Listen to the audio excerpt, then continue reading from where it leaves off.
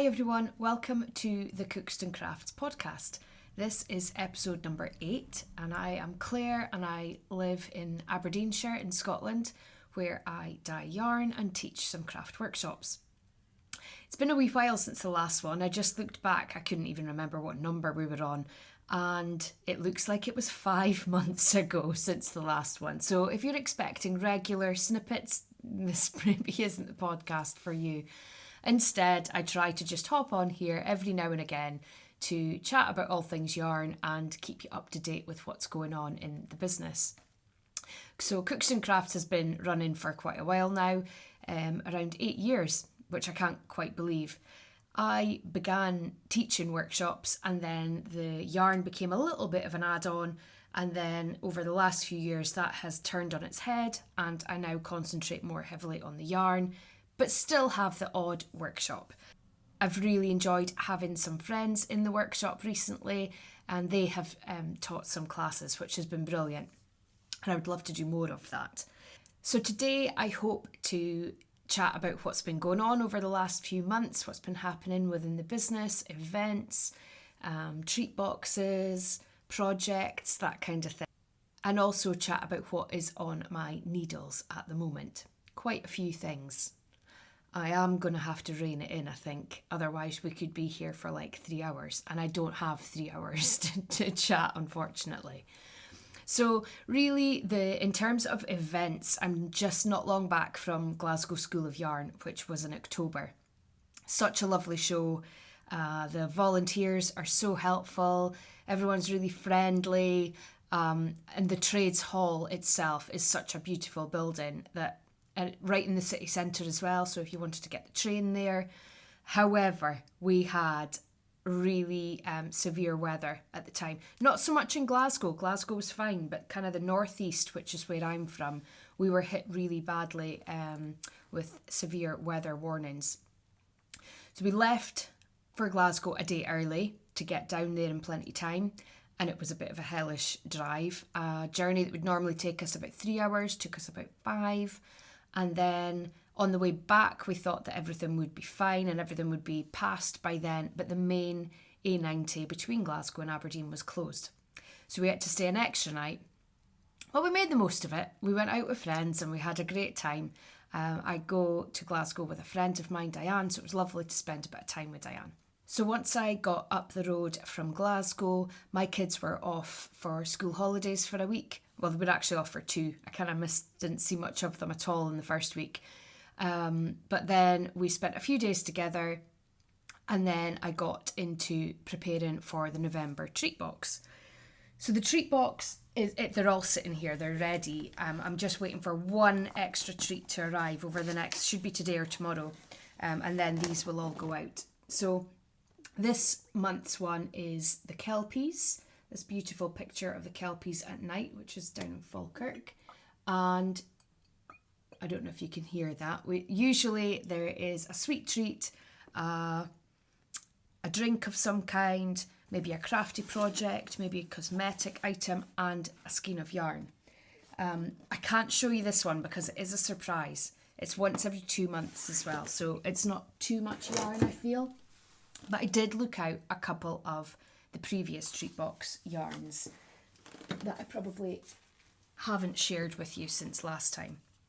So I have this one, which you may have seen before, Peacock. It's been really popular and has become just a regular yarn in the shop. And then we had Beach Hut, which was the July treat box, which is lovely and summery, fresh pops of colour.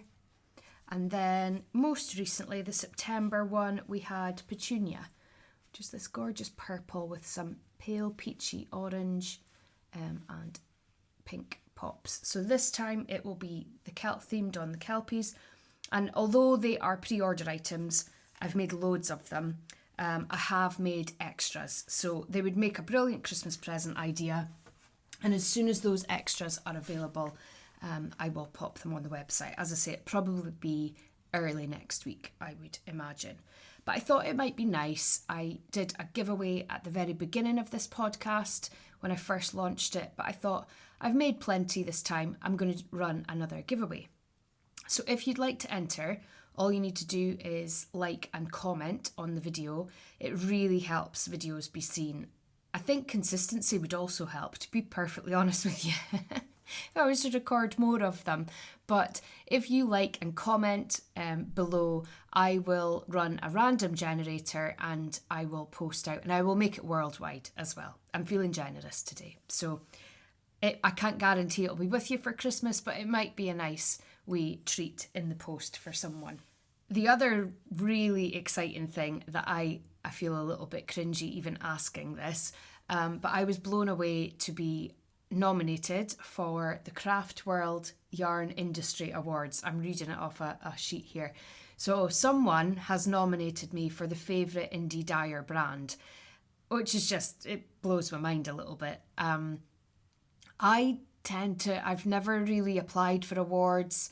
I don't know if it's a Scottish thing or not, or if I'm just so disorganised that I'm always past the entry dates and things like that. But thank you to whoever it was that nominated me. I always try my hardest to make sure that people have a really nice customer experience, and I want you to love your yarn that arrives in the post. So to be recognised for being part of the industry is just lovely. If you do want to vote, there is a competition. You can actually win an amazing storage wall. You know, these kind of units that are like with everything, all your craft things. So if you vote in that competition, you're entered into the competition. So I will add a link to that too. And if you want to, if you could please vote, that would be amazing. I think it's not until early next year that we find out what's happened. But even just being nominated is enough for me, to be honest. Right, I thought we might chat about some projects and what I've been working on. So why don't we start with this Posy cardigan? This is one that I knitted in the summer holidays, and I absolutely adore it. It's a really pretty design, gorgeous detailed lace work. A little bit of a challenge for me. Also didn't help that I had planned on knitting something else and then changed my mind when I was away on holiday. I needed the lace charts printed out, and we found a printer in the Airbnb that we were staying in, which was amazing. So I worked my way through that on holiday, and it is by Marzena Kolacek. Beautiful designer, lots of gorgeous patterns, and I absolutely love it. I did 3/4 length sleeves, which is perfect. I don't like my sleeves getting in the way, and it's quite a cropped design too. So you can see that there's the lace section around the bottom as well, and all through the back. But yeah, I really like it, and I've worn it lots so far. In terms of the yarn, this was a new base to me, and it is 100% baby llama. It's a really soft one. It's 22.5 micron. So you can see that it's quite a fibrous yarn in that, you know, it's almost like holding a strand of mohair. It's got that kind of haze to it. I'm hoping that you can pick that up in this light. This one is the colour Blackberry. It takes dye beautifully as well, and it has a gorgeous drape. So it behaved a little bit like I had a base a few years ago, and it was baby alpaca and linen, I think, and it behaves very similarly to that. So a gorgeous yarn to work with, and I think it would be brilliant for lace work, this kind of pattern. It wasn't too slippy. I feel that sometimes some of the yarns that have silk through them, when I'm working with a lace chart, you know, losing one of your yarn overs, for example, slipping off the needles can be disastrous, can't it? So yeah, really enjoyed working on this one. Still put buttons on it. It's me all over. Never finish properly. But I do even have the buttons. I popped into Ba in Stonehaven and picked up some gorgeous green buttons from Janice. So I'm hoping I'll sew them on at some point. The other thing that's taken up lots of my time, you can probably see it over the back here, is the Geo Gradient. So I took part in the mystery knit along, the West Knits Geo Gradient this year, and I really enjoy the mystery knit along. I absolutely love trying new techniques and playing with colour and seeing what other people's colour options are. So I'm really pleased with the colours I chose. I really love this deep, rich pink, as you can tell. I love a bit of bright pink. And I decided to use Pink Queen yarns. Sorry, apologies. Pink Queen yarns had already test knit the Geo Gradient Shawl and then very quickly had knitted up this alternative Clue 1. And I really enjoyed knitting that. I have just finished Clue 3 and I'm about to add Clue 4. As you can see, I don't know if this is a bit...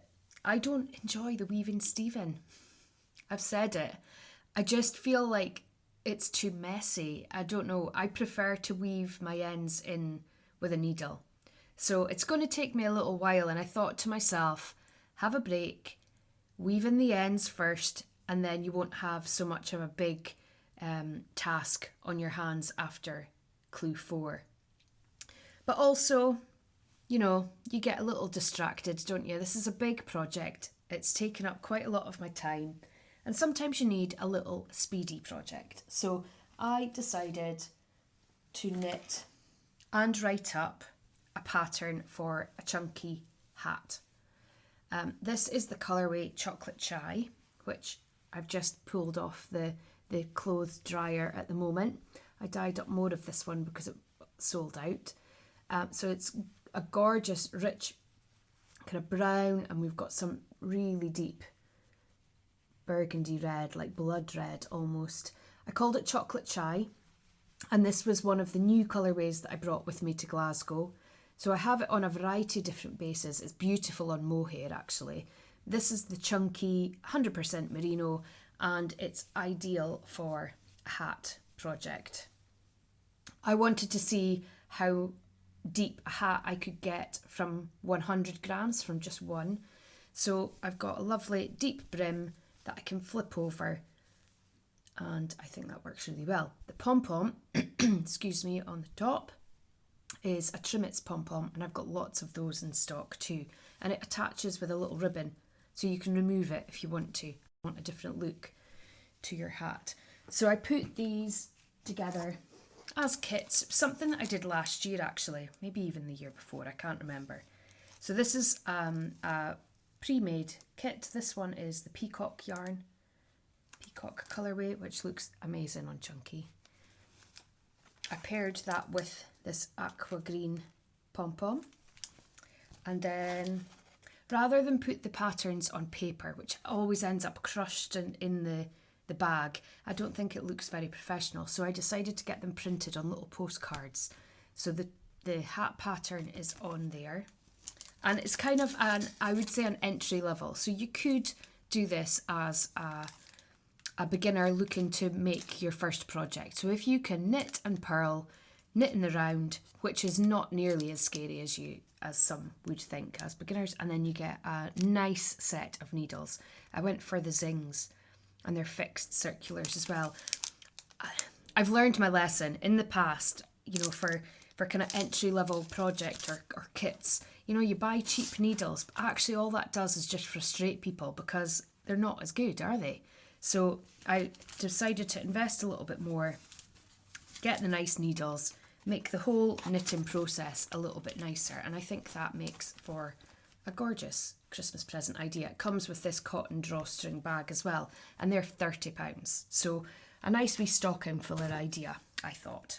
They've been really popular, so I'm going to restock that on the website today, this one, the Chocolate Chai one, because it's been out for a wee while. But there's a lot of chunky yarn to choose from. So yeah, I cast on that hat. That was a lovely, quick, speedy project. And then I finished my Clue 3 of the Geo Gradient, and I just had an urge to cast something on. Happens all the time, doesn't it?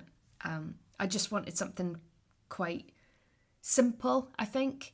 I also had some yarn that I kind of rejected. I managed to get a couple of splashes of purple dye on it.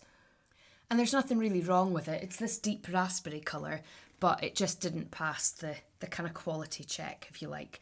So I decided to hold it with a strand of Suri alpaca, which is gorgeous. Really nice alternative to mohair. If you find mohair scratchy, the Suri alpaca just adds that fluffy texture, the warmth, but it doesn't irritate nearly as much. So this one is one that's been in my favourites pattern queue for a long time, and I've always put off knitting it. I think it's actually written for a sport weight yarn. I think that's probably why it put me off, because you used quite a large quantity of it. So it's the Rain Gelt shawl by Rastus Hizu. I have no idea if that is how to pronounce it. I'm really sorry if that is wrong. But hopefully you'll be able to find it on Ravelry, and I'll add a link to it. And it's just this gorgeous kind of V, fully reversible, really geometric. And I just recently bought a new to me, a new coat for winter. Bought it on Vinted, which I'm a little bit addicted to. I don't think I'll ever pay full price for anything. But it's got quite a deep V at the front, and I thought something like this, just plain, simple, solid colour, will be really cosy, and it'll go really nicely with the grey coat. That's my planning anyway. So I only cast this on a couple of days ago, and as you can see, it's a really addictive knit. I'm having to concentrate a little, but that's not a bad thing. It switches off all the other things going on in my brain. But I wanted to show you these tips. I'm a little bit late to the party with these. I know a few customers that have worked with them before, and they raved about them. They are the Knit Pro Mindful collection. So I decided to buy them in and have a wee go and see what I thought. So as you can see, the needle tips swivel, but without unscrewing. So you still screw them in like an interchangeable needle, but they swivel, so that particularly when you're turning your work, it just instantly, the needles just rotate and move. So you're not having to untangle a cable or anything. I'm really enjoying working with them. They've got a nice smooth tip as well, and they feel really similar to one of my favourite needle brands, the Gu needles as well. Just going to say it. They feel really good quality. Nice quality cable as well. I'm not very good at keeping my stock levels accurate on needles, because I tend to come out here and rather than rake for a needle and try and find the one I'm looking for, when you have the big rack of fancy new needles and they're in the right packet, I just help myself. I'm my own worst enemy. So I decided to do a full stock take of all the needles that I have in stock at the moment, and then buy in the Mindful ones. So I've got the straight cable, the fixed cable, and then I also have the swivel cable, and then the needle tips as well. I think I bought one of the full interchangeable set, the Kindness set, just to give it a try, but I can't order more of those. Again, lovely for Christmas. But if you wanted to just try one set to see how you get on with them, then all the cables and the needles are on the website. And I would recommend that before you go investing in a full set of needles, always give them a try if you can first. I now have something else really exciting to share with you. So I mentioned earlier on that I had been unwell, and I had a couple of weeks where I really couldn't do much at all. Really frustrating when you're used to being on the go all the time, but I think it was the reminder that I needed to just slow down a little bit and not take my health for granted. And while I was lying there quite poorly, I couldn't even knit. That's how bad it was. But I started thinking about potential items that I could take, or products that I could take to the Glasgow School of Yarn. So on the Friday evening, we had an exclusive gala event, and they asked us to have some exclusive products that would be available on the Friday evening. And I'd seen these Doodle Decks. Here they are. I'd seen these for quite a while, and I thought they were a really cool idea, but I was vaguely aware that they were only available in the States. So I decided to have a look online and I downloaded one of the digital patterns to begin with. This is Autumn Doodler cowl. It's the Infinity cowl. And while I was lying, not able to do very much at all, I would just work on, my ghosts are upside down, work on a few rows at a time. And I found that this was just enough. I would maybe only do one strip at a time, one section. And it was enough to just keep me interested. And it was a really addictive, enjoyable knit. You just want to carry on working through the next chart and the next chart. And I loved that the kids could get involved in this as well, where my daughter was kind of picking out which one to do next. Do this one next. So I loved the little coffee cups. They're so cute. It's all colour work charts. And the bonus of it being an infinity cowl is that you Kitchener stitch it together like you would the toe of a sock. So it's a complete loop and all of my ends are on the inside. Yeah, so cool, really cosy, and it's going to be lovely as a cowl, lovely to wear. So because I thoroughly enjoyed that, I thought, I think I maybe will just buy the decks in. And then I noticed that Jamie Lomax, who runs the Pacific Nitco, that she had a wholesale section on her website. So I messaged to see whether there were any UK stockists and realised that there weren't. I didn't want to tread on any toes or anything, so I asked whether she would be willing to sell me some wholesale from the States and try and avoid the huge shipping costs. And we gave it a try, and there are huge import fees that I have to pay on these, but they've been really popular, and I'm really pleased to say that we have them in stock now. So the idea is that you get these charted pictures on each card, and that you can mix and match whichever emblem you would like to knit with to make a completely unique product. Now there are 2 patterns in the deck already, so you get a flat cowl and then you get the infinity cowl, which is double-sided. And the idea is that you can use those stitch charts for any project. It doesn't necessarily need to be just a cowl. It could be a hat, it could be a sock, it could be a sweater, as long as your stitch count works out. So that all of the charts are based on 24 stitches. So as long as your stitch count is a multiple of 24, it's going to work. So there are lots of different ones available. This is the spring one, which is gorgeous. Look at that little bee. I love the bee and the flowers. There were some Rhinebeck ones, which I'm going to order again. They all sold out. And there's lots of the winter ones in stock. So I have some available at the moment, so they're ready to ship in the UK.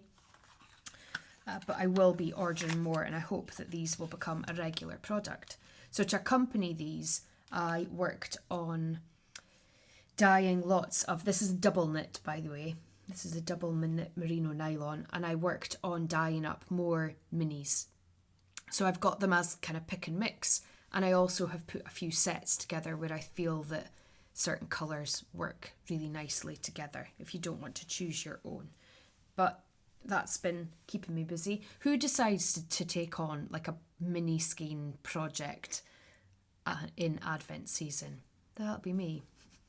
Anyway, they're done now, and it's not such a big task to restock. I think it's just such a big task to start from scratch to build up all of those double knit minis. And Advent season is over, so there'll be lots of minis throughout the year next year. One of the other things that I have been working on is putting together some kits for the Westnit's Hibernate. So this year it's the glistening snowscape shawl, which is absolutely beautiful. I think it's really nice that there's lots of different stitch techniques and also changing up your colours as well. So rather than take pre-orders for those, I just feel like I need to kind of catch my breath a little bit. I've decided to just put together in-stock items. As I dye more over the next few weeks, but kind of at a more manageable pace, I will change things up and I will put more kits together. But I just feel like I need to slow things down a little, and I didn't want to open up another pre-order. I also have a really exciting trip ahead. I'm going to Amsterdam in the middle of December for a friend's birthday.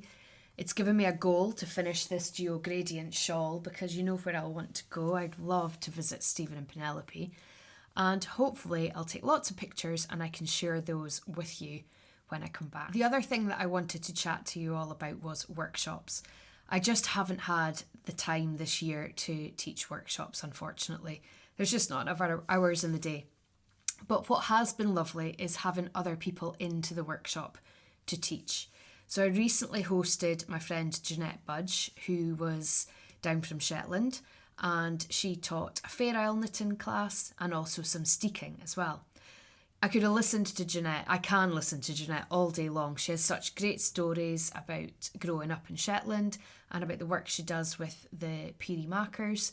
And it was lovely to see other people hear those stories as well. I've done a fair few colourwork projects and I learned loads from the session. So even if you are a colourwork knitter, you still pick up lots of tips and, you know, attaching yarns and things and just different techniques. It's good to have someone else really assist and influence your knitting for the better. It's all about trial and error, isn't it? And if you see an alternative way to do something, it's lovely to have the confidence of that person standing over your shoulder saying, yep, do this and that'll look better and whatever. So that was really great. And the steeking, wow, I don't think I would have had the confidence to do a steek, cutting the yarn without cutting my project, without someone watching to make sure I was doing it correctly. So that was lovely. And Janette is happy to come back again next year and teach those classes again, which will be fab. I also then, just this weekend past, we had Katie from Sealy McQueely up to teach a drop spindle spinning class, which is where I started with spinning quite a few years ago. I remember being a bit crazy and contacted Katie when I didn't really know her very well and said I'd love to come to a class. There was nothing that I could find locally, so I drove all the way to Glasgow and back in the same day for a drop spindle class and then a taster session on a spinning wheel. I would say though that I don't spin. I think I'm still a beginner, and I think that was about 4 years ago. I'm not sure if it's for me, to be honest. However, I did look out the spinning wheel when Katie was here. The same fibre that was on it the last time she visited, which was 3 years ago, is on the spinning wheel. So it's not something I do very often. But Katie asked me to try and commit to 10 minutes a day. Just 10 minutes and stop. So that just I'm building on technique all of the time. I know a good tradesperson shouldn't blame their tools, but I also think that rickety old second-hand spinning wheel perhaps isn't the best. But I don't want to go and commit to buying a new one until I know I'm going to use it properly. So I'm going to try 10 minutes a day and I'll try and share my spinning journey with you. So I'm going to finish up there, everyone. I've chatted for about half an hour, which is probably enough. I hope that's not been too much of a whirlwind, but I guess it's given you an idea of what's going on and why I haven't been on here quite so much. Thank you all for keeping me all so busy. I really appreciate it.